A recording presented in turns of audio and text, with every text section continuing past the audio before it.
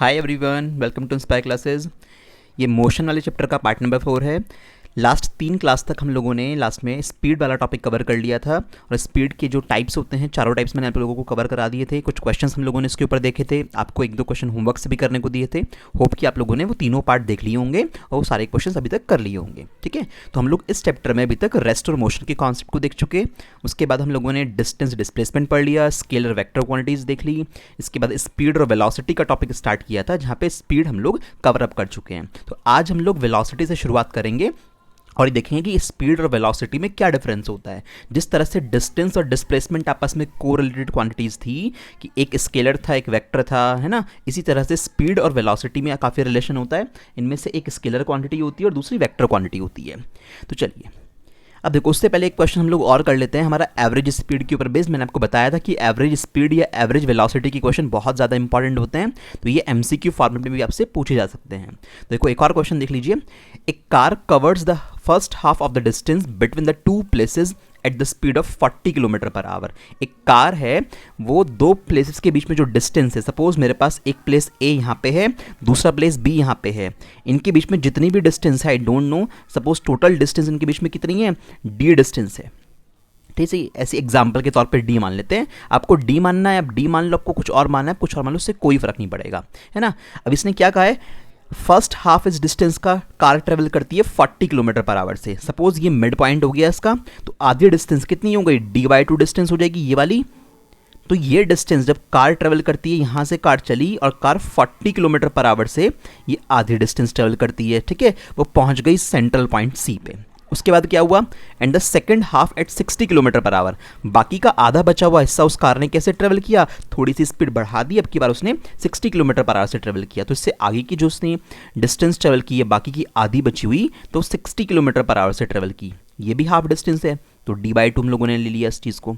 ठीक है, इस तरह की सिचुएशन बनी है, यानी आधी डिस्टेंस तो 40 किलोमीटर पर आवर से ट्रेवल की गई है और बाकी की आधी डिस्टेंस 60 किलोमीटर पर आवर से ट्रेवल की गई है। तो एवरेज स्पीड पूछिए कार की, कैसे निकालेंगे। सॉल्यूशन देखना, बेसिक कॉन्सेप्ट लगाएंगे। हमें पता है कि एवरेज स्पीड निकालने के लिए फॉर्मूला क्या होता है, total distance upon total time. अब टोटल डिस्टेंस लिख लेते हैं सबसे पहले। तो टोटल डिस्टेंस की अगर बात करें तो ए से लेके बी तक की डिस्टेंस, यहाँ ध्यान रखना बच्चों, यहाँ पे ना ऑब्जेक्ट ए से लेके बी तक गया है, वापस घूम के वापस नहीं आया यहाँ पे कि ए से पहले सी पे गया, फिर सी से बी पे गया, फाइनली वहाँ पे आके रुक गया। एक क्वेश्चन जो एवरेज स्पीड का पहले कराया था, वहाँ पे ऑब्जेक्ट पहले एक पॉइंट से दूसरे पॉइंट तक जाता था और फिर घूम के वापस उसी पॉइंट पे आ जाया करता था। यहाँ पे अब की बार ऐसा नहीं है, यहाँ पे रिटर्न जर्नी नहीं हुई है।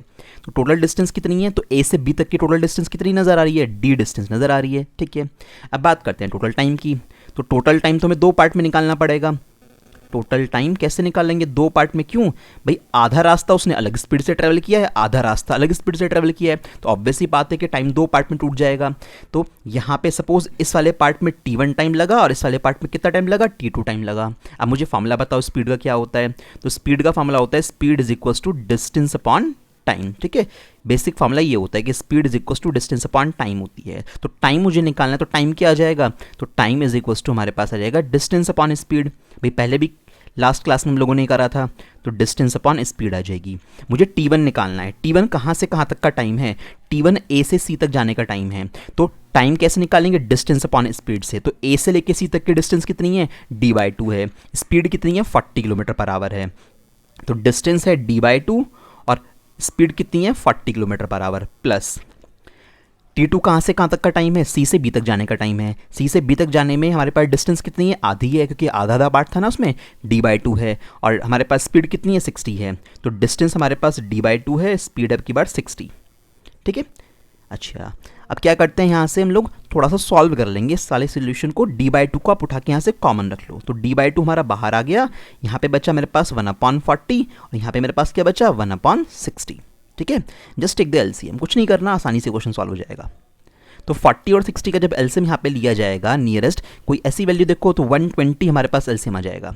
तो 40 से 120 3 टाइम्स कटेगा, तो 3 तो ऊपर आ गया, प्लस 60 से ये 2 टाइम्स कट होगा, तो 2 ऊपर आ गया। मैंने सिंपल एलसीएम लिया है मैथमेटिक्स के अकॉर्डिंग।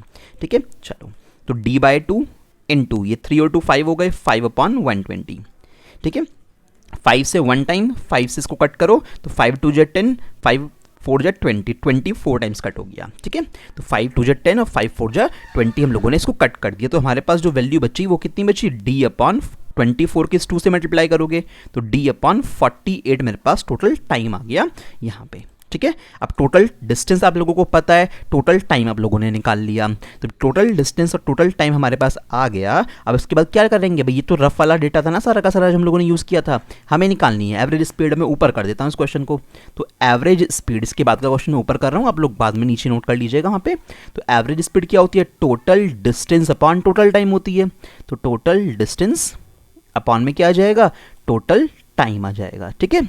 अब टोटल डिस्टेंस कितनी है सर, डी डिस्टेंस है, यहाँ पे 2D नहीं है, मैं आपको अगेन बोल रहा हूँ, यहाँ पे रिटर्न जर्नी नहीं हुई है, तो बस ए से लेके बी तक गए हम लोग, तो डी डिस्टेंस हम लोगों ने लिखी हुई है यहाँ पे, और टोटल टाइम कितना है, d अपॉन 48। अब जो d अपॉन का 48 है ना, नीचे जो लिखा जाएगा यहाँ पे, इसको यहाँ ना लिख के आप यहाँ पे अगर लिखोगे भी ना, चलो यहाँ पे d अपॉन 48 लिख दिया, इस d से ये d कट जाएगा, तो 48 कहाँ आ जाएगा, ऊपर आ जाएगा। तो 48 किलोमीटर पर आवर मेरे पास यहाँ पे क्या आ गई, एवरेज स्पीड आ गई, ठीक है। शॉर्टकट फॉर्मूले के चक्कर में मत पड़ना, क्योंकि शॉर्टकट फॉर्मूले हर सिचुएशन के लिए अलग अलग होते हैं। अगर आप लोगों को पूरा प्रॉपर कॉन्सेप्ट आता है तो इस तरीके से करोगे ना, हमेशा टोटल डिस्टेंस टोटल टाइम निकाल के आपका कोई भी क्वेश्चन एवरेज स्पीड का या एवरेज वेलोसिटी का गलत नहीं होगा।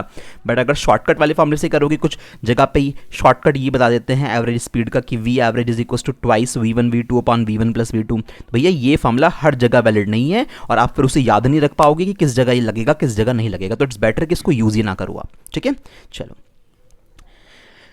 अब अपने नेक्स्ट कॉन्सेप्ट पे जाते हैं हम लोग, जस्ट अ मिनट, एक मिनट रुकिए, ये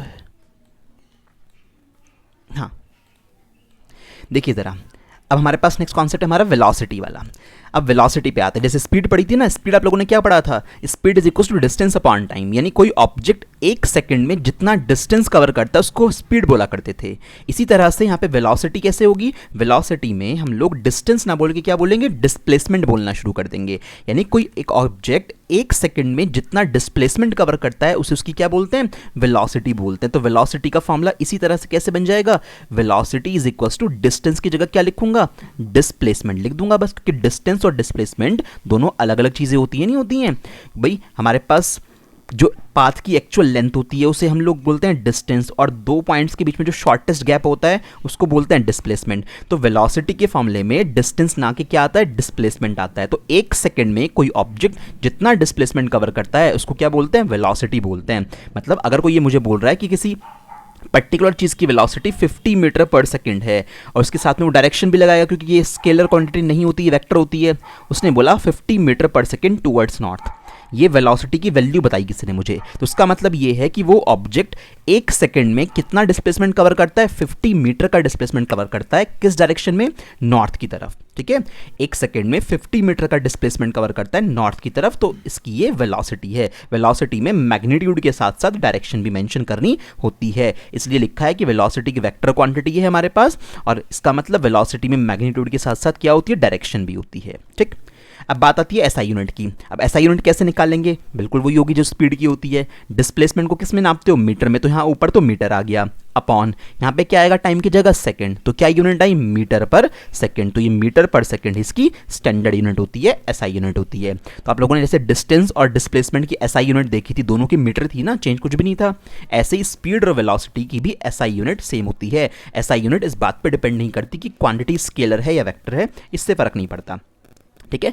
तो वेलोसिटी इस तरह से डिफाइन होती है हमारे पास। अच्छा, अब वेलोसिटी में एक अपने थोड़ा ध्यान रखने के लिए एक बात ध्यान रखना अपने नॉलेज के लिए, कि वेलोसिटी का सिंपल मतलब ये है कि अगर मेरे पास स्पीड वाली एक टर्म है, तो स्पीड में मैं अगर डायरेक्शन भी जोड़ दूं, यानी मैं स्पीड के साथ साथ डायरेक्शन की भी बात करने लगूं, तो क्या बन जाती है, वेलोसिटी बन जाती है।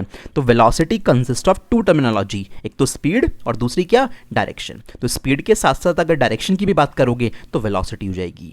तो इसका मतलब अगर वेलोसिटी को चेंज कराना है तो इसका मतलब इन दोनों में से किसी भी एक चीज को चेंज करा दो। भाई अगर ऑब्जेक्ट की स्पीड चेंज हो गई तो भी वेलोसिटी चेंज हो जाएगी, उस ऑब्जेक्ट की डायरेक्शन चेंज हो गई, चलते चलते वो किसी और दूसरी साइड पे मुड़ गया तो भी वेलोसिटी चेंज हो जाएगी, और अगर चलते चलते दोनों ही चीजें चेंज हो गई तो भी वेलोसिटी चेंज हो जाएगी। तो अगला क्वेश्चन हमारा यही है, When does the velocity of an object change? किसी ऑब्जेक्ट की वेलोसिटी कब कब चेंज हो सकती है? तो ये तीन पॉसिबिलिटीज हैं यहाँ पे ओवरऑल। पहली पॉसिबिलिटी क्या है, if the speed of the object change. भाई इतना समझ में आ गया कि सर वेलोसिटी जो है वो स्पीड और डायरेक्शन दोनों का कॉम्बिनेशन है। तो अगर आप ऑब्जेक्ट की स्पीड चेंज कर दोगे तो भी उसकी वेलोसिटी चेंज हो जाएगी। जैसे एग्जांपल के तौर पे अगर यहाँ पे बताऊँ, कोई ऑब्जेक्ट सपोज करिए 100 किलोमीटर पर आवर से चल रहा था, और 100 किलोमीटर पर आवर से चलते चलते या तो उसकी स्पीड चेंज होके हो गई, 100 किलोमीटर पर आवर की जगह बाद में उसने थोड़ा सा स्पीड डाउन कर ली, 60 किलोमीटर पर आवर कर दी, स्पीड घटाई ना उसने।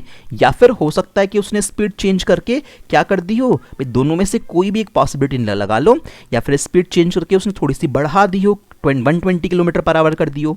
आप देख लीजिए स्टार्टिंग में स्पीड 100 थी, स्पीड चेंज होकर 60 हो गई, या फिर स्पीड चेंज होकर कितनी हो गई, 120 हो गई। अगर स्पीड चेंज करेगा तो ऑब्वियसली बात है वेलोसिटी चेंज हो जाएगी, नहीं हो जाएगी, क्योंकि वेलोसिटी के अंदर तो दो फैक्टर आते हैं, स्पीड भी आती है और डायरेक्शन भी आती है। तो अगर ऑब्जेक्ट की स्पीड बदल जाती है तो भी वेलोसिटी बदल सकती है। इसी तरह से डायरेक्शन ऑफ मोशन अगर चेंज हो जाए, if the direction of motion of an object change, ये कैसे होगा, इसका एग्जाम्पल सुन लो।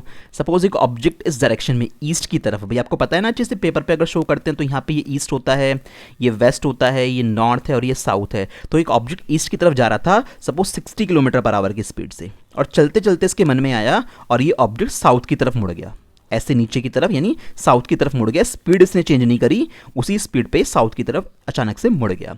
तो देखो पहले तो ये ईस्ट की तरफ जा रहा था सामने की तरफ, फिर चलते चलते कुछ देर के बाद ये क्या हो गया, ये साउथ की तरफ मुड़ गया, यानी इसने अपनी स्पीड तो चेंज नहीं करी, स्पीड तो वही की वही है, बट डायरेक्शन चेंज कर दी। तो डायरेक्शन चेंज करते ही इसकी वेलोसिटी भी क्या हो गई होगी, चेंज हो गई होगी। तो यहाँ पर भी मैं क्या बोलूँगा कि भैया स्पीड तो कांस्टेंट है बट वेलोसिटी चेंज हो गई है। यहाँ भी स्पीड हमारे पास चेंज हुई है तो वेलोसिटी तो अपने आप चेंज होनी है। तो वेलोसिटी को चेंज करने के लिए या तो स्पीड चेंज कर दो या डायरेक्शन चेंज कर दो, या फिर तीसरा का ऑप्शन क्या है कि भैया दोनों को ही चेंज कर दो। इसका एग्जाम्पल देख लो तीसरे वाले का, कि अगर ऑब्जेक्ट हमारे पास ऐसे चल रहा था 60 किलोमीटर पर आवर से ईस्ट की तरफ, और एकदम से वो नीचे की तरफ मुड़ गया सपोज करो, और उसने अपनी स्पीड नीचे जब वो मुड़ गया तो उसने अपनी स्पीड 40 किलोमीटर पर आवर कर दी। अब खुद देखो यहाँ पे उसने अपनी स्पीड भी चेंज करी है, 40 करी है 60 से, और उसने अपनी डायरेक्शन भी चेंज करी है, दोनों बातें चेंज हुई हैं। तो मैं क्या बोलूँगा कि हाँ ऑब्जेक्ट की वेलोसिटी चेंज हो गई। तो ऑब्जेक्ट की वेलोसिटी 3 सिचुएशन में चेंज हो सकती है, इसके अलावा कोई और नया केस नहीं बनेगा। तो पहली पॉसिबिलिटी क्या है कि ऑब्जेक्ट की जो स्पीड है वो चेंज हो जाए तो भी वेलोसिटी चेंज हो जाएगी। दूसरा केस क्या है, उसके डायरेक्शन ऑफ मोशन चेंज हो जाए तो भी वेलोसिटी चेंज हो जाएगी। और तीसरा केस क्या है कि स्पीड और डायरेक्शन दोनों चेंज हो जाए तो भी ऑब्जेक्ट की वेलोसिटी चेंज हो सकती है। तो ये सारा कॉन्सेप्ट इस चीज़ पर डिपेंड करता है कि आपको ये बात समझ में आनी चाहिए अपनी अंडरस्टैंडिंग के लिए कि वेलोसिटी के अंदर 2 टर्मिनोलॉजी इनहेरेंट हैं, एक तो स्पीड है और एक साथ में डायरेक्शन है, इन दोनों को मिला के वेलोसिटी बनती है। ठीक है, तो ये कॉन्सेप्ट, ये क्वेश्चन है पूरा एक प्रॉपर वे में तुम्हें समझा दिया, एक अंडरस्टैंडिंग तुम्हें डेवलप करा दी, तुम्हें आना चाहिए। ठीक है, चलो अब जैसे स्पीड के 4 टाइप पढ़े थे उसी तरह से हमारे पास वेलोसिटी के भी 4 टाइप हैं, वही चारों नाम है जो यहाँ पे अपने स्पीड में पढ़े थे, जैसे uniform velocity, non uniform velocity, instantaneous velocity और एवरेज वेलोसिटी। अगेन मैं यहाँ पे क्या बोलूँगा कि एवरेज वेलोसिटी हमारे लिए इंपॉर्टेंट है। क्यों इंपॉर्टेंट है, क्योंकि इसके ऊपर हमें न्यूमेरिकल सॉल्व करने होते हैं, है ना, इसलिए एवरेज स्पीड का कॉन्सेप्ट काफ़ी हमारे लिए इंपॉर्टेंट होता है। चलो एक एक करके चारों को पढ़ते हैं। पहली term uniform velocity, uniform velocity को कांस्टेंट वेलोसिटी भी बोलोगे। इस चीज़ को ज़्यादा समझ लेते हैं हम लोग अंडरस्टैंडिंग के लिए, जैसे हम लोगों ने पहले कराया था। यहाँ पे हमारे पास एक ऑब्जेक्ट है, उसने ए से कहानी शुरू करी, वो पहले सपोज करो 100 मीटर चला 10 सेकेंड में, यहाँ पे आ गया। फिर वो 100 मीटर चला, मैं एक रैंडम वैल्यू ले रहा हूँ चीज़ों को समझाने के लिए, है ना, कुछ भी वैल्यू हो सकती है। 100 मीटर चला 10 सेकेंड में, ऐसे करके वो डी पे आ गया, है ना, इतना बहुत है। अभी जो ये डायरेक्शन है ना, आप देखो डायरेक्शन उसकी कांस्टेंट है, डायरेक्शन बिल्कुल कैसी है, डायरेक्शन बिल्कुल स्ट्रेट लाइन डायरेक्शन है, डायरेक्शन चेंज नहीं हुई है, वो मुड़ा नहीं है कहीं भी। ये आपको पता है कि अगर वो मुड़ गया चलते चलते किसी और रास्ते पे चला गया तो उस सिचुएशन में क्या होगा, वेलोसिटी कांस्टेंट नहीं होने की, वेलोसिटी नॉन यूनिफॉर्म हो जाएगी। बट मैं तो क्या पढ़ा रहा हूँ, मैं यूनिफॉर्म वेलोसिटी पढ़ा रहा हूँ। तो यहाँ ज़रूरी है कि ऑब्जेक्ट एक पर्टिकुलर डायरेक्शन में चलना चाहिए। तो यहाँ पे मैंने यही लिखा है, if an object covered equal distances in equal interval of time, बराबर बराबर डिस्टेंस चली है नहीं चली है, और सेम टाइम में चली है, हर 10 सेकंड में 100 मीटर चल रहा है इन अ पर्टिकुलर डायरेक्शन। यहाँ पे ये टर्म लगानी बहुत ज़रूरी है, क्योंकि ये टर्म शो कर रही है कि हम डायरेक्शन को भी कंसिडर करके चल रहे हैं। तो ये स्ट्रेट लाइन डायरेक्शन है। ठीक है, स्ट्रेट लाइन में मूव कर रहा है। सब जगह पे हम लोग निकाल लेते हैं कि कितनी कितनी स्पीड आएगी। यहाँ पे वेलोसिटी निकाल लेते हैं, सॉरी स्पीड नहीं वेलोसिटी निकाल लेते हैं। यहाँ पे कितनी है कि 100/10 कितना आएगा भाई। स्पीड क्या होती है, यहाँ से यहाँ तक कितना चले, इतना डिस्प्लेसमेंट हुआ तो ये डिस्प्लेसमेंट अपॉन टाइम, तो 100/10 ही तो करोगे तो कितना आएगा 10 मीटर पर सेकेंड आएगी। यहाँ पे निकालोगे तो भी 10 मीटर पर सेकेंड आएगी। नेक्स्ट केस में निकालोगे तो भी 10 मीटर पर सेकेंड आएगी। तो आप देख लीजिए कि ऑब्जेक्ट 10 मीटर पर सेकेंड से चले जा रहा है स्ट्रेट डायरेक्शन में और उसने अपनी डायरेक्शन चेंज नहीं करी है। तो इसका मतलब क्या है, इस पर्टिकुलर ऑब्जेक्ट की वेलोसिटी को मैं क्या बोलूँगा कि ये ऑब्जेक्ट यूनिफॉर्म वेलोसिटी से या कांस्टेंट वेलोसिटी से चल रहा है, ना तो ये अपनी स्पीड चेंज कर रहा है ना ही ये अपनी डायरेक्शन चेंज कर रहा है, इसलिए ये यूनिफॉर्म वेलोसिटी कही जाएगी। ठीक है, चलो नेक्स्ट वन नॉन यूनिफॉर्म। यही प्रैक्टिकल लाइफ में तो भैया यही होती है, प्रैक्टिकल लाइफ में तो यही होना है क्योंकि यूनिफॉर्म से तो तुम चल ही नहीं सकते। तो प्रैक्टिकल लाइफ में, डे टू डे लाइफ में जो हमें वेलोसिटी देखने को मिलती है वो कौन सी होती है, नॉन यूनिफॉर्म वेलोसिटी होती है। और इस नॉन यूनिफॉर्म वेलोसिटी की वजह से ही बाद में कौन सी वेलोसिटीज आती हैं, इंस्टेंटेनियस और एवरेज वेलोसिटीज आती हैं। तो ये नॉन यूनिफॉर्म वेलोसिटी क्या होगी, अब अगर ऑब्जेक्ट की वेलोसिटी किसी भी वजह से चेंज हो गई, मतलब या तो इसमें देखो कैसे लिखा हुआ है, if an object covers unequal distances in equal interval of time, same time interval में वो अलग अलग डिस्टेंस चल रहा है, कभी ज़्यादा चलता है कभी कम चलता है किसी एक पर्टिकुलर डायरेक्शन में, है ना, या फिर उसकी डायरेक्शन ही चेंज हो जाती है, दोनों में से कुछ भी हो जाएगा। कि आपको पढ़ा दिया ना भाई, वेलोसिटी को बदलने के लिए या तो स्पीड बदल दो या डायरेक्शन बदल दो या दोनों की दोनों चीज़ें बदल दो। तो यहाँ पे एग्जाम्पल जो आपको शो करूंगा, दो एग्जाम्पल आ सकते हैं। पहला एग्जाम्पल जरा समझ लो, इस बात को अंडरस्टैंड करने के लिए एग्जाम्पल आप एग्जाम में बना के आ सकते हो, मैंने आपको पहले भी बोला था। तो ए से बी 100 मीटर चला 10 सेकंड में, ठीक है जी। नेक्स्ट में वो 60 मीटर चला 10 सेकंड में, सी पे पहुंचा। नेक्स्ट में वो सपोज 130 मीटर चला 10 सेकंड में। नेक्स्ट में वो सपोज 50 मीटर चला 10 सेकंड में और फाइनली पहुंच गया ई पे, है ना। ऐसी रैंडमली कितने भी पॉइंट बना लो। अब यहाँ पे फर्स्ट केस में तो डायरेक्शन कांस्टेंट है, स्ट्रेट लाइन डायरेक्शन है, मैं डायरेक्शन चेंज नहीं कर रहा हूँ फर्स्ट वाले केस में। मैंने सिर्फ क्या चेंज करी है, फर्स्ट वाले केस में मैंने यहाँ पे सिर्फ और सिर्फ क्या चेंज करी है, डिस्टेंस अलग अलग ली है। अब यहाँ पे मैं अगर वेलोसिटी निकाल लूँगा इस वाले केस में, 100/10 कितना आएगा, 10 मीटर पर सेकंड आएगी। यहाँ पे 60/10 कितना आएगा, 6 मीटर पर सेकंड वैल्यू आएगी। यहाँ पे निकालोगे 130/10 कितना आएगा, 13 मीटर पर सेकंड वैल्यू आएगी। यहाँ पे निकालोगे तो 5 मीटर पर सेकंड वैल्यू आएगी। आप क्लियरली देख लीजिए इस पर्टिकुलर ऑब्जेक्ट की जो स्पीड है बार बार ये मीटर पर सेकंड में ये बदल रही है ना, लगातार चेंज हो रही है ना, डायरेक्शन नहीं चेंज हो रही, चल तो ये बिल्कुल ईस्ट की तरफ रहा है, लेफ्ट राइट साइड में जा रहा है, बट यहाँ पे स्पीड लगातार चेंज होती जा रही है, तो इस वजह से वेलोसिटी भी चेंज हो रही होगी। यानी वेलोसिटी कांस्टेंट नहीं है, कैसी है, नॉन यूनिफॉर्म है, यानी वेरिएबल वेलोसिटी है, बार बार बदल रही है। इसके अलावा दूसरा केस क्या हो सकता था, दो केस वैसे बहुत रहेंगे। मान लिया ये ऑब्जेक्ट ए से स्टार्ट करा इसने, पहले 10 सेकंड में चला ये 100 मीटर, ठीक है, फिर उसके बाद बी पे पहुंचा, फिर अगले 10 सेकंड में चला 100 मीटर, ठीक है, उसके बाद ये इसने यहाँ पे सी पे पहुंचा, अब इसने डायरेक्शन चेंज कर ली, अगले 10 सेकंड में ये चला 100 मीटर और ये कहीं और यहाँ इस जगह पे पहुंच गया डी पे। तो यहाँ पे देखो जरा, यहाँ पे आप V1 निकालोगे तो 10 मीटर पर सेकंड आएगा, यहाँ पे V2 निकालोगे तो 100/10 10 मीटर पर सेकंड आएगा, इस जगह पे निकालोगे V3 तो 100/10 कितना आएगा, 10 मीटर पर सेकंड आएगा। तो इस सिचुएशन में स्पीड तो चेंज नहीं हो रही, 10 आ रही है, बट डायरेक्शन तो बदल दी ना, ईस्ट में जाते जाते वो साउथ में मुड़ गया। तो भैया यहाँ पे भी क्या हुआ है, वेलोसिटी चेंज हो गई। ये भी एग्जाम्पल किसका है, ये नॉन यूनिफॉर्म का आएगा, ये यूनिफॉर्म वेलोसिटी नहीं कही जाएगी। स्पीड तो यूनिफॉर्म है, अगर यूनिफॉर्म स्पीड की बात करें तो स्पीड तो चेंज नहीं हो रही है, बट वेलोसिटी तो चेंज होगी, क्योंकि भैया वेलोसिटी तो डायरेक्शन पे भी डिपेंड करती है, आपको डायरेक्शन भी देखनी पड़ेगी ना। तो ये दो बहुत बेसिक से एग्जांपल्स मैंने आपको समझा दिए नॉन यूनिफॉर्म वेलोसिटी के, ठीक है। तो चलते चलते ऑब्जेक्ट की डायरेक्शन चेंज हो जाए या वो अलग अलग डिस्टेंस ट्रेवल करने लगे, तो इस तरह से हम लोग उसको अच्छे से अंडरस्टैंड कर सकते हैं। तो ये पूरी डेफिनेशन हो गई, ये एग्जांपल्स हो गए, ठीक है। Next one, instantaneous velocity. Instantaneous मतलब the velocity of an object at a particular instant of time, किसी पर्टिकुलर टाइम पे जो वेलोसिटी आपको बताई गई, आपने देखी, उसको क्या बोलते हैं, इंस्टेंटेनियस वेलोसिटी बोलते हैं। मान लिया कि गाड़ी के स्पीडोमीटर में, इसे तो छोड़ो, हम लोगों को हमने देखा गाड़ी का स्पीडोमीटर सपोज 11 बज रहे थे उस टाइम, दिन में कितने 11 AM का टाइम था, और हमने पूछा कि भैया इस टाइम बताओ कि गाड़ी के स्पीडोमीटर में देख के ड्राइवर से पूछा कि गाड़ी की स्पीड क्या है। उसने कहा कि भैया देखो ऐसा है, गाड़ी की स्पीड है इस टाइम 60 km/h और गाड़ी जा रही है नॉर्थ की तरफ, तो 60 km/h टूवर्ड्स नॉर्थ, उसने मुझे ऐसा बोला। तो इसका मतलब ये 60 किलोमीटर पर आवर तो मैग्नीट्यूड हो गया, ये डायरेक्शन हो गई। तो ये पूरी क्या वैल्यू है, ये वेलोसिटी की वैल्यू हुई ना, इसमें मैग्नीट्यूड भी है, स्पीड भी है और डायरेक्शन भी है साथ में। तो हाँ, उसने मुझे वेलोसिटी बता दी, सुबह के 11 बजे उसने मुझे ये रिपोर्ट करा, तो ये उस टाइम की, उस पर्टिकुलर 11 बजे की इंस्टेंटेनियस वेलोसिटी है। ठीक है, फिर क्या हुआ, आधा घंटे बाद मैंने उससे फिर पूछा, 11:30 AM पे मैंने फिर पूछा, उसने कहा कि भैया अब गाड़ी चल रही है 90 किलोमीटर पर आवर से टूवर्ड्स ईस्ट, है ना, अब हम ईस्ट की तरफ जा रहे हैं। तो अब हुआ क्या, 11:30 बजे वेलोसिटी की वैल्यू चेंज हो गई। ये कोई एक वेलोसिटी थी सपोज v1, ये कोई दूसरी वेलोसिटी थी सपोज v2, है ना, तो ये हमारे पास दूसरी वेलोसिटी है v2 थी।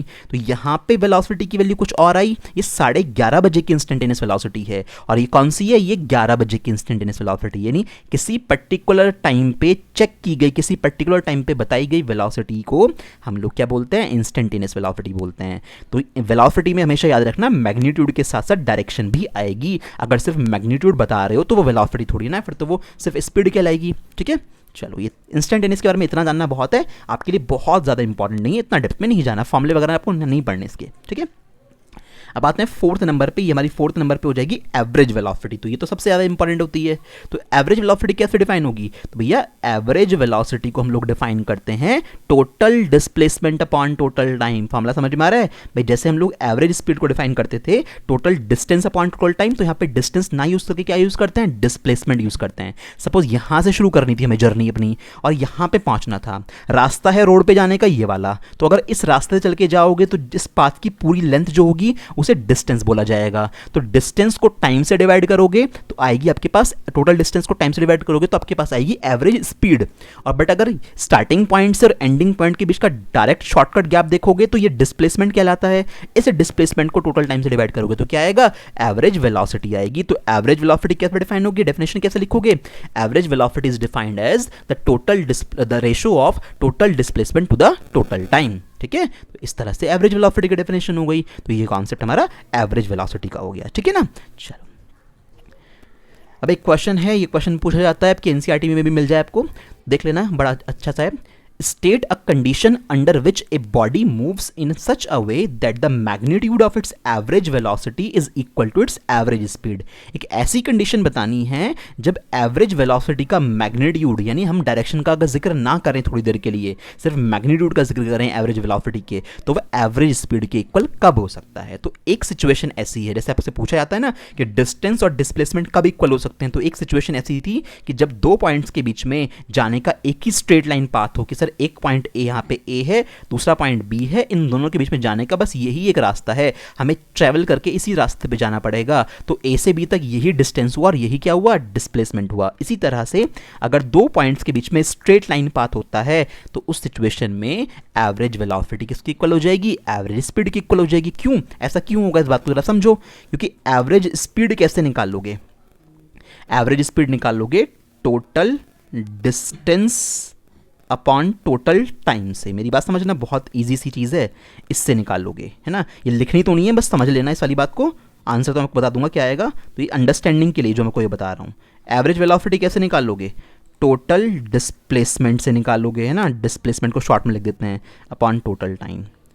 अब आप यहाँ पे ये कह रहे हो ऊपर डायग्राम के अकॉर्डिंग कि आपकी ये सिचुएशन है, यानी ए और बी दो पॉइंट्स हैं, उनके बीच में स्ट्रेट लाइन पाथ है, तो इसका मतलब जितना डिस्टेंस होगा उतना ही डिस्प्लेसमेंट होगा। तो आप समझ चुके, तो डिस्टेंस और डिस्प्लेसमेंट दोनों यहाँ पे सेम आएंगे। मतलब सपोज करो ये 5 वैल्यू, ये 10 वैल्यू का आया, तो ये भी कितनी वैल्यू का आएगा, 10 वैल्यू का आएगा। टाइम तो कॉमन ही लगा होगा ना, ए से बी तक जाने में मान लिया 5 सेकंड लगे, यहाँ पे 5 सेकंड लगे, तो डिवाइड करोगे कितनी कितनी वैल्यू आएगी, 2 मीटर पर सेकंड यहाँ पे आएगी वैल्यू और 2 मीटर पर सेकंड यहाँ पे आएगी। आई बात समझ में। तो इसका मतलब एवरेज स्पीड एवरेज वेलोसिटी की इक्वल तब हो पाई जब दो पॉइंट्स के बीच में एक स्ट्रेट लाइन डिस्टेंस था, यानी if there is a straight line path between the two points, in that case you will say that average speed will be equal to average velocity। ठीक है ना, देख लो आंसर, ये आंसर है जो आपको नोट करना है। The magnitude of average velocity of an object is equal to average speed if the object moves along a straight line path। क्योंकि straight line path पे जब चलेगा ना तो उस सिचुएशन में डिस्टेंस और डिस्प्लेसमेंट एक जैसी आ जाएंगी, ये हो जाएंगी इक्वल, और टाइम तो कॉमन रहने ही वाला है, और आंसर कैसा आएगा, दोनों में बराबर आएगा। तो ये मैंने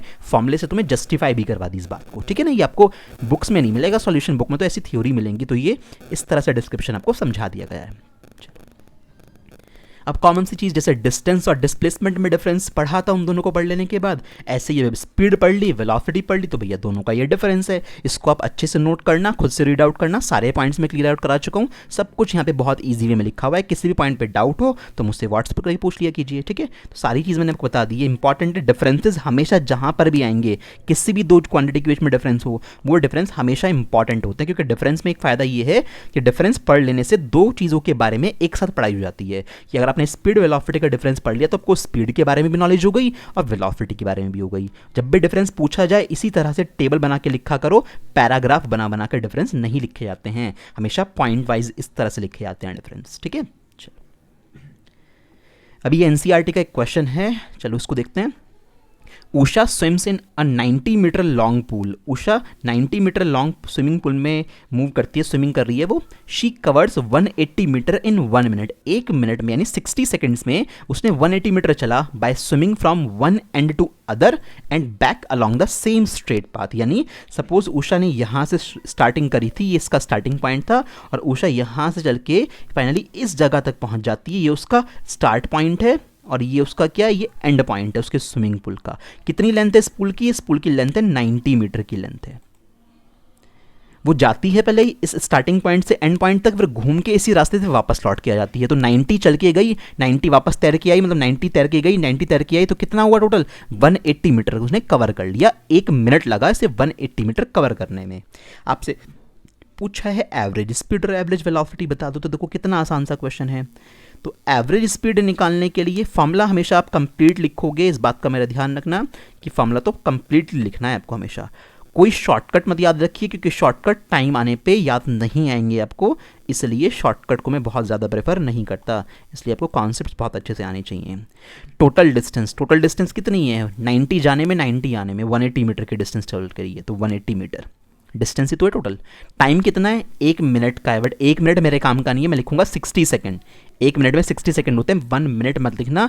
आपको पता होना चाहिए कि टाइम जब मिनट में होता है तो हमें उसे सेकंड में चेंज करना होता है, तो मैंने इसको 60 सेकंड में चेंज कर लिया। अब जब सॉल्व करोगे तो जीरो से तो जीरो कैंसिल आउट हो जाएगी। 6 3 जा कितना होता है? 18 होता है, तो 3 मीटर पर सेकेंड, यूनिट तो बहुत ज़रूरी होती है, तो 3 मीटर पर सेकेंड मेरे पास एवरेज स्पीड आ गई। अब एवरेज वेलोसिटी की बात कर लेते हैं। तो भैया एवरेज वेलोसिटी अगर हमसे पूछी जाएगी तो मैं क्या लिखूंगा? फॉर्मूला लिखूंगा सबसे पहले तो एवरेज वेलोसिटी होती है total displacement upon total time. तो यहाँ पे ऊपर आ जाएगा टोटल डिस्प्लेसमेंट और अपॉन में क्या आ जाएगा? अपॉन में आएगा टोटल टाइम। अब ज़रा मुझे बताओ, उषा अपनी जगह से स्टार्टिंग पॉइंट से स्विम करके सामने वाले पॉइंट तक गई, फिर घूम के वापस उस रास्ते पे वहीं पे आ गई जहाँ से चली थी, है ना। तो पहले एक साइड से दूसरी साइड पे गई, फिर घूम के वहीं पे आ गई, तो जहाँ से चली तैर के वापस वहीं पे आ गई। तो डिस्प्लेसमेंट कितना हुआ उसका? तो डिस्प्लेसमेंट 0 हुआ या नहीं हुआ? जब ऊपर 0 रखा जाएगा, टाइम चाहे आपके पास कुछ भी हो, 60 सेकंड का यहाँ पे टाइम दे रखा है, तो आंसर तो कितना आएगा? आंसर तो भैया 0 ही आएगा। तो उसका मतलब एवरेज वेलोसिटी उषा की कितनी हो गई? यहाँ पे 0 हो गई, क्योंकि उसका डिस्प्लेसमेंट 0 था इस वजह से, ठीक है। तो ये एनसीईआरटी का एक इंपॉर्टेंट क्वेश्चन था, ये हमने समझ लिया। तो एवरेज वेलोसिटी और स्पीड दोनों पूछी थी यहाँ पे।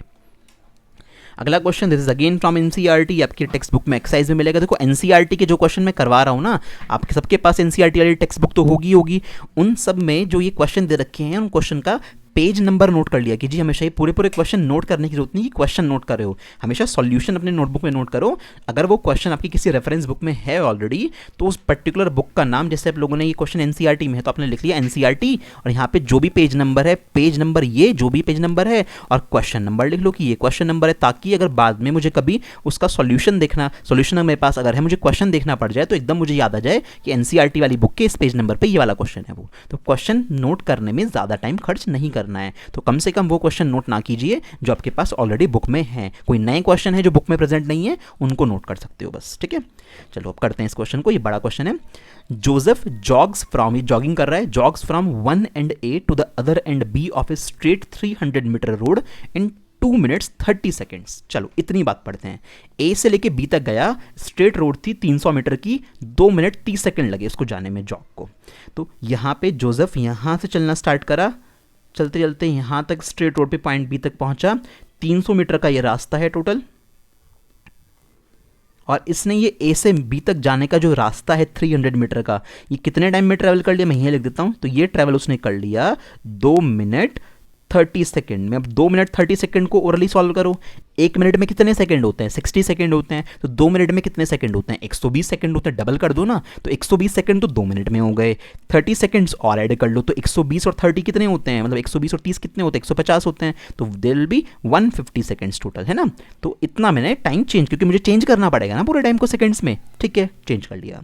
अब हुआ क्या, देन टर्न्स अराउंड, वो वापस यहाँ पे बी तक पहुंच चुका था, तो पहले ए से बी पे गया, कोई दिक्कत नहीं है, फिर बी पे जाके वो मुड़ा वापस, और मुड़ के वापस आया and jogs 100 metre back to point C in another 1 minute. अगले 1 मिनट में वो वापस मुड़ के ऐसे आ रहा है, मैं वापस वाला रास्ता ब्लू लाइन से ड्रॉ कर रहा हूँ, और यहाँ पे कहीं पे आके वो अटक गया सी पॉइंट पे, ऐसे वापस आया, और कितना ट्रेवल करा उसने? 100 मीटर ट्रेवल करा उसने। ये कितने टाइम में ट्रेवल करा उसने? ये 1 मिनट लगा उसे 100 मीटर ट्रेवल करने में, यानी इसका टाइम T2 ब्रैकेट में लिख दो, तो T2 कितना लगा इसको? 1 मिनट का टाइम लगा।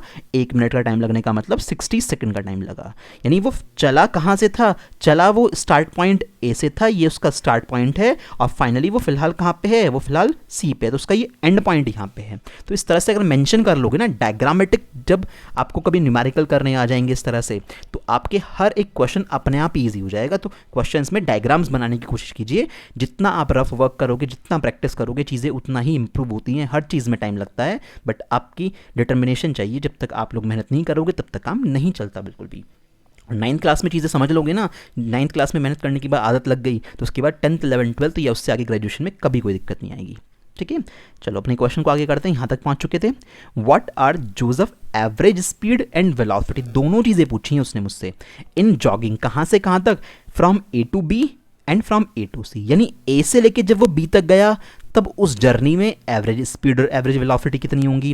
फिर वो ए से लेके सी पे गया, भाई ए से लेके बी पे जाने के बाद वापस सी पे आया था ना, तो ए से सी की बात कर रहे हैं फाइनली। जब ए और सी की बात कर रहे हैं, तो उस केस में भी एवरेज स्पीड और एवरेज वेलोसिटी, मतलब टोटल 4 आंसर्स हमारे पास हो गए। एक तो ए से बी की केस में 2 आंसर, और एक ए से सी के केस में 2 आंसर। तो सॉल्यूशन स्टार्ट करते हैं। डायग्राम बहुत इंपॉर्टेंट है। फर्स्ट केस उठाते हैं, ए वाला, कहाँ से कहाँ तक? From A to B. A to B की जर्नी के बारे में बात करते हैं। अच्छा, ए टू बी की जर्नी के बारे में सबसे पहले एवरेज स्पीड। तो एवरेज स्पीड भैया होती है, average speed is equal to total distance upon total, एक ही फॉर्मूला है, कैसा भी क्वेश्चन करवा दूंगा इस फॉर्मूले से। Total distance upon total time. Total distance कितनी है? ध्यान माइंड में क्या रखोगे? ए से बी की बात हो रही है। तो सर ए से बी तक जब गए, तो ए से बी तक जाने में 300 मीटर चला है वो बंदा, तो 300 मीटर की डिस्टेंस है, मीटर के साथ लिख ली। टाइम कितना लगा ए से बी तक जाने में? मैंने इसी के नीचे लिख दिया था जानबूझ के, ताकि गलती ना हो। 150 सेकंड का टाइम लगा था, तो 150 सेकंड का टाइम लगा था। 150 से ये 2 टाइम्स कट जाएगा, आप देखोगे कितनी वैल्यू आ गई? 2 मीटर पर सेकंड मेरे पास वैल्यू आ गई एवरेज स्पीड की। ठीक है, एवरेज वेलोसिटी निकाल के देखते हैं अब इस केस में। एवरेज वेलोसिटी के लिए फॉर्मूला क्या लगाऊंगा? भाई ए से बी तक में आपको दोनों चीज़ें निकालनी है, एवरेज स्पीड भी और एवरेज वेलोसिटी भी। तो एवरेज वेलोसिटी के लिए फॉर्मूला क्या लगाऊंगा? Total displacement upon total time. तो ए से बी तक की जर्नी चल रही है हमारी, हम क्या करते हैं? एवरेज वेलोसिटी निकालते हैं। तो सर एवरेज वेलोसिटी का फॉर्मूला है टोटल डिस्प्लेसमेंट अपॉन में टोटल टाइम आ जाएगा। ठीक है, total displacement upon total time. अब ए से बी तक जाने में, ए से बी तक ही तो गए हो ना अभी आप इस वाले फर्स्ट वाले केस में, तो ए से बी तक का रास्ता कैसा है? स्ट्रेट लाइन पाथ है ए टू बी। तो ए से लेके बी तक जाने में 300 मीटर ही डिस्टेंस है, और यही क्या है? डिस्प्लेसमेंट है। कोई आपसे ए और बी के बीच में शॉर्टेस्ट गैप पूछेगा, तो ये तो रास्ता है पूरा का पूरा, तो डिस्प्लेसमेंट भी यहाँ पे कितना आएगा? 300 मीटर ही आएगा। टाइम आपको पता ही है 150 सेकंड का लगा है अभी तक, तो डिस्प्लेसमेंट भी 300 मीटर का ही है, और टाइम कितना लगा है? 150 सेकंड का लगा है। देख लो इसको सॉल्व करके, कितना आएगा? 2 मीटर पर सेकंड आएगा, है ना। तो 2 मीटर पर सेकंड आ गया, कोई इशू नहीं है। तो हमारे पास डिस्प्लेस एवरेज वेलोसिटी कितनी आ गई? 2 मीटर पर सेकंड आ गई, नो प्रॉब्लम। ओके, इसके बाद क्या हुआ? केस बात करते हैं ए टू सी की। ये तो हमारे पास फर्स्ट केस हो गया। बी पार्ट में कहाँ से कहाँ तक? फ्रॉम ए टू सी। अब ए टू सी वाले केस में सबसे पहले बात की जाएगी एवरेज स्पीड की। ठीक है भैया, एवरेज स्पीड होती है हमारे पास, एक ही मूल मंत्र है, टोटल डिस्टेंस अपॉन में टोटल टाइम। अब ए से सी तक की बात कर रहे हैं, ध्यान रखना, ए से सी पे वो डायरेक्ट नहीं पहुंचा था, ए से सी पे जाने के लिए पहले वो ए से बी पे गया जॉगिंग करते हुए, फिर वापस बी से लौटते वक्त सी पे आया। इस बात का ख्याल रखना दिमाग में कि रियल लाइफ सिचुएशन क्या थी। वो दौड़ते दौड़ते ए से बी पे गया, फिर वापस बाद में सी पे आया। तो ए से बी तक कितना गया 300 मीटर, बी से सी तक कितना आया 100 मीटर। तो टोटल कितना हो गया 400 मीटर हो गया या नहीं हो गया। तो डिस्टेंस लेंथ ही तो होती है एक्चुअल पाथ की। तो 300 मीटर तो ए से बी तक गया, फिर 100 मीटर बी से सी तक आया। तो हमारा तो टोटल डिस्टेंस इतनी हो गई। टाइम टोटल कितना हो गया सर, ए से बी तक जाने में तो लगा था 150 सेकंड, और बी से सी तक आने में कितना लगा है 60 सेकंड। तो 150 और 60 कितना हो गया 210 हो जाएगा। तो मैं अभी फिलहाल ऐसे लिख देता हूँ 150 सेकंड प्लस 60 सेकंड। ऊपर वाला कितना आ जाएगा 400 मीटर, नीचे वाला कितना आ जाएगा 210 सेकेंड। 0 से 0 कट जाएगा। 21 और 40 अप्रॉक्सीमेट सब सॉल्व करोगे लगभग 1.9 मीटर पर सेकेंड के आसपास आपकी वैल्यू आएगी। तो एवरेज स्पीड कितनी आसानी से आ गई, कोई दिक्कत वाली बात नहीं थी। अब इसी तरह से अब इसी ए टू सी में एवरेज वेलोसिटी निकाल लो। तो एवरेज वेलोसिटी का फॉर्मूला क्या होता है सर, एवरेज वेलोसिटी का फॉर्मूला हमारे पास होता है total displacement. This time total displacement upon total time. अब टोटल डिस्प्लेसमेंट की बात, ए सी की जर्नी की बात कर रहे हैं। ए से चलना स्टार्ट करा था, घूम फिर के कहीं से भी आए हों, आ तो अब सी पे गए ना। तो डिस्प्लेसमेंट क्या होता है, स्टार्टिंग और एंडिंग पॉइंट के बीच का शॉर्टेस्ट गैप। अब स्टार्टिंग और एंडिंग पॉइंट ए और सी हैं, इनके बीच में गैप कितना होगा भाई, टोटल 300 मीटर है, उसमें से 100 मीटर ये हटा दो तो जो ये जर्नी बचेगी, ये गैप बचेगा, ये कितना बचेगा 200 मीटर का बचेगा या नहीं बचेगा। समझ में आ रही है ना बात, 200 मीटर तो बचेगा ये डिस्प्लेसमेंट, तो 200 मीटर डिस्प्लेसमेंट बचेगा। टाइम तो सारा कैलकुलेट किया जाएगा। टाइम किसी चीज़ को नहीं देखता है, टाइम में कोई शॉर्टकट नहीं है, टाइम तो भैया टोटल ही आएगा जितना भी लगा है। तो डिस्प्लेसमेंट तो 200 मीटर आ गया, ध्यान से देखना। और टाइम कौन सा आएगा, टाइम यही वाला आएगा, सी तक पहुंचने में लगा तो इतना ही टाइम होगा जितना यहाँ रखा था। कितना आया था ये 210 सेकेंड। सॉल्व करोगे 0 से 0 कट जाएगी, 20/21 यानी लेस देन 1 आंसर आएगा। अप्रॉक्सीमेट 0.95 मीटर पर सेकेंड के आसपास हमारी ये वैल्यू आ जाएगी। तो ये बहुत इंपॉर्टेंट क्वेश्चन है, एनसीईआरटी का पूरी कॉन्सेप्चुअल क्लैरिटी ये क्वेश्चन करा देता है आपकी एवरेज स्पीड और एवरेज वेलोसिटी के बारे में। मैंने सारी बातें आपको बहुत अच्छे से यहाँ पे समझा दी। ये क्वेश्चन अपने आप से एक बार प्रैक्टिस करना, तब जाके तुम्हें क्लैरिटी के साथ आएगा डायग्राम के साथ, ठीक है। One more, a particle goes from A to B on a semicircle of radius 1 metre in 1 second. 1 metre का सेमी सर्कल है हमारे पास, ए से बी तक ऐसे घूम के पार्टिकल यहाँ पे जाता है 1 सेकेंड में। आपसे पूछा है एवरेज स्पीड और एवरेज वेलोसिटी का मैग्नीट्यूड, है ना, मतलब हमें एवरेज वेलोसिटी भी बतानी है साथ में। तो एवरेज स्पीड निकालने की कोशिश करते हैं। हमने तो एक ही फॉर्मूला पढ़ा हुआ है आज तक कि sir average speed is equals to total distance upon total time, है ना, total distance upon total time. क्योंकि मैंने आपको कहा था कैसा भी क्वेश्चन हो इससे हमेशा हो जाएगा। टोटल डिस्टेंस ए से बी तक जाने में डिस्टेंस का मतलब क्या होगा, इस पाथ की लेंथ, भाई इस पे तो चल के गए होंगे, तो इस पाथ की लेंथ कितनी होगी सेमी सरकमफेरेंस के बराबर। भाई टोटल सरकमफेरेंस पूरे सर्कल के 2πr होती है, तो ये आधा रास्ता है तो ये कितना हो जाएगा πr हो जाएगा। तो ये πr हो गया ऊपर टोटल डिस्टेंस अपॉन टाइम उसने कितना कहा है 1 सेकंड का टाइम लगा है, तो नीचे आ गया 1 सेकंड। ओके, पाई आर कितनी है, रेडियस 1 मीटर की दे रखी है, तो आर की जगह भी 1 आ गया, नीचे भी 1 चल रहा है, तो कितना आ गया हमारे पास पाई मीटर पर सेकेंड, ठीक है। तो पाई मीटर पर सेकेंड मेरे पास एवरेज स्पीड आ गई। ऑप्शन के अकॉर्डिंग तो हम डायरेक्ट टिक कर देंगे क्योंकि फर्स्ट में पाई और कहीं पे है ही नहीं, यहाँ पे तो 2 पाई है, यहाँ π/2 है, 2 मीटर पर सेकेंड है, तो ऑप्शन होंगे तो डायरेक्ट मुझे पता लग गया फर्स्ट वाला आंसर आने वाला है। फिर भी हम लोग क्वेश्चन को पूरा मान के कंप्लीट सॉल्व करके देखते हैं कि दोनों आंसर आते हैं क्या। एवरेज वेलोसिटी निकाल लेते हैं। एवरेज वेलोसिटी क्या पढ़ी है आप लोगों ने, total displacement upon total time, समझ रहे हो ना बात। तो total displacement upon total time. अब डिस्प्लेसमेंट कितना होगा, ए से बी तक पहुंचे हो तो बी लास्ट वाला पॉइंट हो गया, ए स्टार्टिंग वाला पॉइंट हो गया, तो ये डायमीटर डिस्प्लेसमेंट हो गया। अब डायमीटर कितना होगा, 1 मीटर की रेडियस है तो डायमीटर कितना हो गया 2 मीटर का हो गया। तो यानी कि यहाँ पे जब सॉल्व करेंगे तो डिस्प्लेसमेंट कितना आएगा 2 मीटर आएगा। अपॉन में टाइम कितना है, टाइम तो वही है 1 सेकेंड, तो कितना आया 2 मीटर पर सेकेंड। देख लो अब हमारे पास 2 मीटर पर सेकेंड भी है, पाई मीटर पर सेकेंड भी है, दोनों कंफर्म हो गए। 2 मीटर समझ में आ रहा है ना भाई, 1 मीटर तो ये हो गया और 1 मीटर यहाँ से नीचे वाला हो गया, तो टोटल ये कितना हो गया, टोटल ये 2 मीटर का हो गया। तो मैंने ऐसे इस क्वेश्चन को सॉल्व करा है।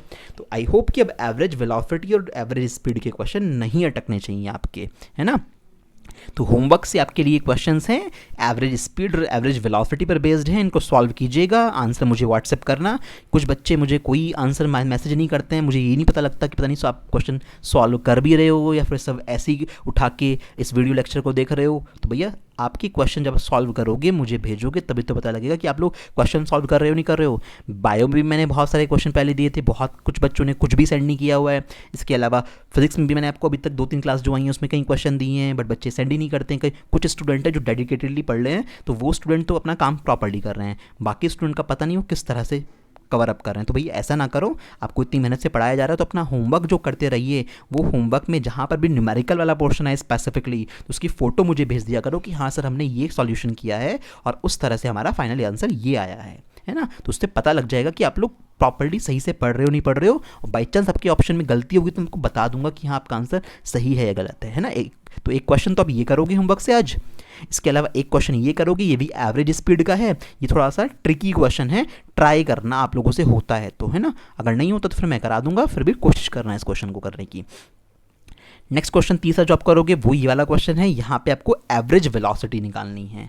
तो पूरी सिचुएशन को समझ के प्रॉपर वे में करोगे तो आपको सारे के सारे आंसर्स सही से मिल जाएंगे। तो आज की क्लास में हम लोगों ने वेलोसिटी का टॉपिक पूरा का पूरा पढ़ लिया अच्छे से, बहुत कुछ आप लोगों को उसके बारे में बता दिया, सारे के सारे कॉन्सेप्ट न्यूमेरिकल जितने भी थे मैंने हर वेराइटी आपके यहाँ पे कवर करा दी। तो नेक्स्ट क्लास जब हमारी स्टार्ट होगी तो हम अगला टॉपिक स्टार्ट करेंगे एक्सेलरेशन का। तो distance, displacement, rest, motion, speed, velocity, ये सब कुछ बेसिक हम लोग पढ़ चुके हैं, ठीक है।